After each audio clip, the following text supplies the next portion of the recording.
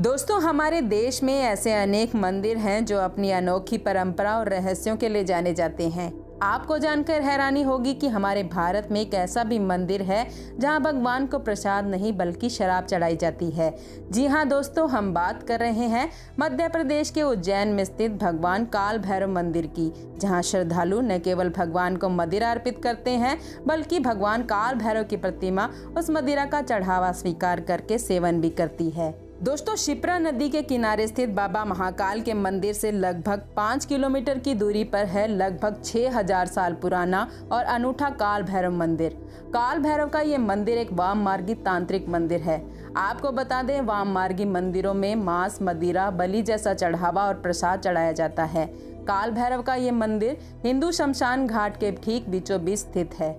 दोस्तों, प्राचीन समय में यहाँ सिर्फ तांत्रिकों को ही जाने की अनुमति थी, क्योंकि वो यहाँ तांत्रिक क्रियाएं करते थे।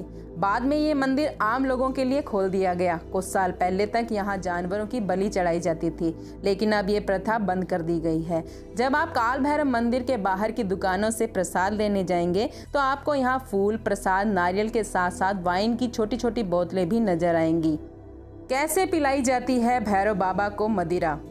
दोस्तों, काल भैरव के मंदिर में होने वाली ये तांत्रिक क्रियाएं, या आसान शब्दों में कहा जाए तो मदिरा पान सिर्फ वहां के पुजारी ही करवा सकते हैं।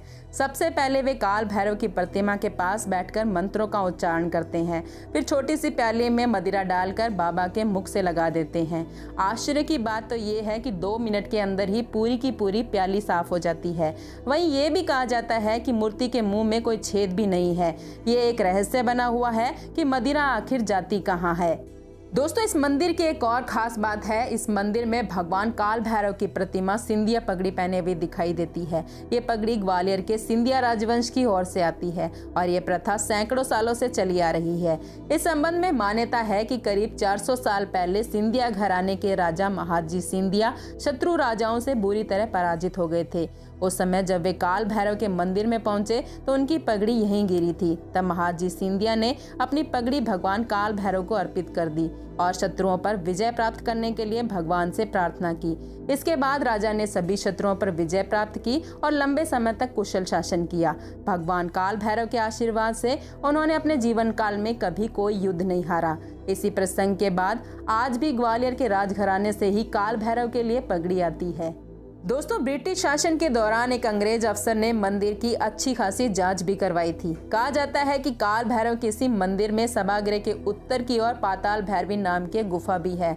अंग्रेज अफसर को यह संदेह था कि कहीं मंदिर में चढ़ाई गई मदिरा इस गुफा के रास्ते जमीन में तो नहीं जा रही, इसलिए उन्होंने प्रतिमा के आसपास की जगहों की एकदम तल तक की खुदाई भी करवाई, लेकिन कोई भी सबूत हाथ नहीं लगे। और ये रहस्य आज भी कायम है कि आखिर प्रसाद के रूप में चढ़ाई जाने वाली मदिरा आखिर जाती कहाँ है। दोस्तों, काल भैरव के मंदिर में चढ़ाई गई मदिरा आखिर जाती कहाँ है, ये पहेली आज तक कोई भी नहीं सुलझा सका है। हालांकि कई लोग आए और इस मामले की छानबीन की और उनमें से कई लोगों ने ये तर्क दिया कि जिस पोरस पत्थर से ये प्रतिमा बनी है उसकी प्रकृति में मदिरा को सोखने की शक्ति मौजूद है।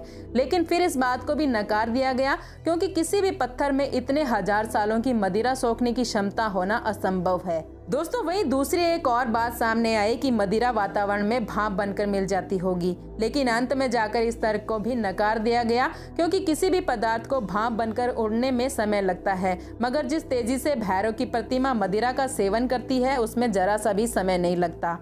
अंत में जाकर हर कोई इसी निष्कर्ष पर पहुंचे कि हो न हो भगवान काल भैरव ही आकर मदिरा पान करते हैं और श्रद्धालुओं की मनोकामनाएं पूर्ण करते हैं। दोस्तों, आपको क्या लगता है कि काल भैरव मंदिर में चढ़ाई जाने वाली मदिरा आखिर जाती कहाँ है? क्या भगवान काल भैरव का ये चमत्कार है या कोई इसके पीछे वैज्ञानिक कारण है? आपकी राय कमेंट बॉक्स में जरूर बताएं।